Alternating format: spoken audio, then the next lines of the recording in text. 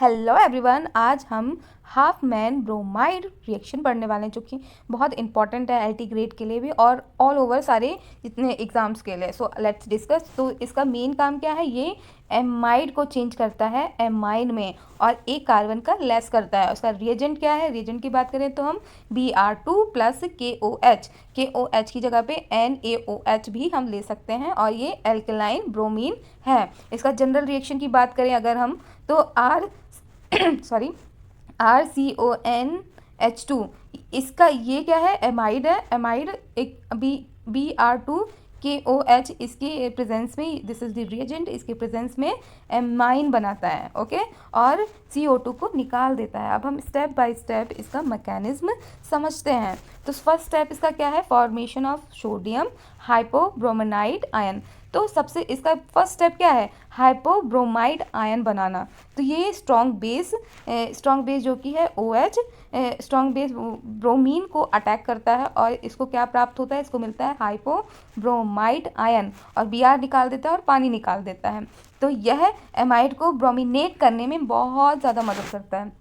Second step की बात करें तो ये क्या निकाल, अब हमें क्या मिलेगा इसके बाद, एन ब्रोमिनेशन ऑफ एमाइड होता है। तो एमाइड का नाइट्रोजन न्यूक्लियोफिलिक होता है और यह OBr पर अटैक करता है। तो ये क्या है, एमाइड, दिस इज एमाइड, और ये क्या है, हाइपोब्रोमाइड आयन। और इन दोनों का जब रिएक्शन होता है तो हमें क्या मिलता है,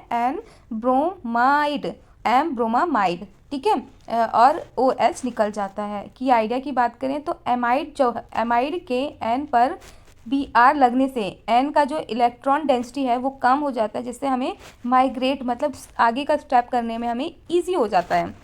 थर्ड स्टेप की बात करें हम तो इसमें क्या होता है, डी प्रोटोनेशन होता है। तो इससे क्या होगा कि लीविंग ग्रुप बेटर बनता है। ओके, तो अब हम नाउ क्या करेंगे, OH जो है वो एक्ट करता है बेस की तरह और ये क्या बनाता है, यह एन ब्रोमाइड से प्रोटोन को निकाल देता है, प्रोटोन यानी H प्लस को निकाल देता है। तो ये इसका रिएक्शन है, आप देख सकते हैं। तो ये हमें क्या देता है, ये क्या है, ब्रोमाइड आयन, ओके, और पानी को निकाल देता है। Now rearrangement is ready. अब हमारा स्टेप आगे और बढ़ता है और ये जो स्टेप है, fourth step, this is the most important step of Hopman reagent का, ठीक है। तो इसमें क्या है, कार्बोनिल ग्रुप से एडजेसेंट R ग्रुप माइग्रेट करता है और नाइट्रोजन की ओर 1-2 शिफ्ट ऑफ R ग्रुप। यहाँ पे सीधे सीधे ये जो हमें लास्ट थर्ड स्टेप में हमें जो प्रोडक्ट मिला था RCONBr-, तो ये चेंज हो जाएगा, हमारा फाइनल प्रोडक्ट है एमीन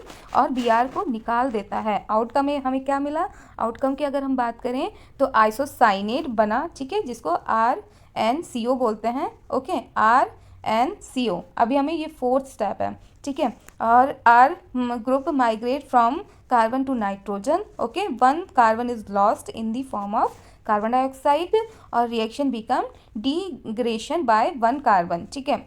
अब हम फिफ्थ स्टेप की बात करेंगे। इसमें हमें आइसोसाइनाइड जो है, आइसोसाइनाइड का हम वाटर के साथ रिएक्शन करते हैं और हमें मिलता है कार्बमिक एसिड। क्या मिलता है, कार्बमिक एसिड, और ये क्या है, कार्बमिक एसिड, ठीक है। अब स्टेप 6 में डीकार्बोक्सिलेशन होता है, जिसमें कार्बमिक एसिड जो है वो अभी अनस्टेबल है और अपने आप ही ब्रेक हो जाता है, ठीक है। और ये किस में ब्रेक होता है, ये ब्रेक होता है प्राइमरी एमीन। ये हमारा क्या है, फाइनल प्रोडक्ट। ओके, और ऑक्सीजन CO2 रिलीज हो जाती है, CO2 गैस जो है वो रिलीज हो जाती है। तो हमें फाइनल हमें क्या प्रोडक्ट मिलता है, प्राइमरी एमीन मिलता है, और जिससे एक कार्बन लेस होता है और कार्बन डाइऑक्साइड जो है वो निकल जाता है और हमें साथ ही साथ सम ब्रोमाइड सॉल्ट भी मिलता है। ओके, ये इसका एक रिएक्शन है, दिस इज द रिएक्शन। और R की जगह पे हम जब इनको डालते हैं CH3 या C2H5 वॉटेवर, अभी हमने CH3 डाला है, तो एसिटामाइड चेंज होता है मेथाइल एमाइड में। ओके, जिसमें कार्बन डिक्रीज फ्रॉम 2 to 1, मतलब कि 2 कार्बन थे और जिसमें से एक कार्बन निकल जाता है। अब कुछ इंपॉर्टेंट पॉइंट्स की अगर हम बात करें तो इसमें क्या होता है, डिग्रेडेशन रिएक्शन होता है 1 कार्बन का, रीअरेंजमेंट होता है 1-2 शिफ्ट का, ओनली हमें क्या मिलता है, ओनली प्राइमरी एमाइड इसके साथ ही रिएक्शन होता है और प्रोडक्ट हमें मिलता है प्राइमरी एमीन। ओके, और स्टीरियो स्पेसिफिक माइग्रेशन होता है, स्ट्रॉन्ग बेस इसमें कंपलसरी होता है, जैसे कि हमारा क्या था OH। So I hope you like it this video, this is the full detail for the Hopman bromide reaction. Thank you so much.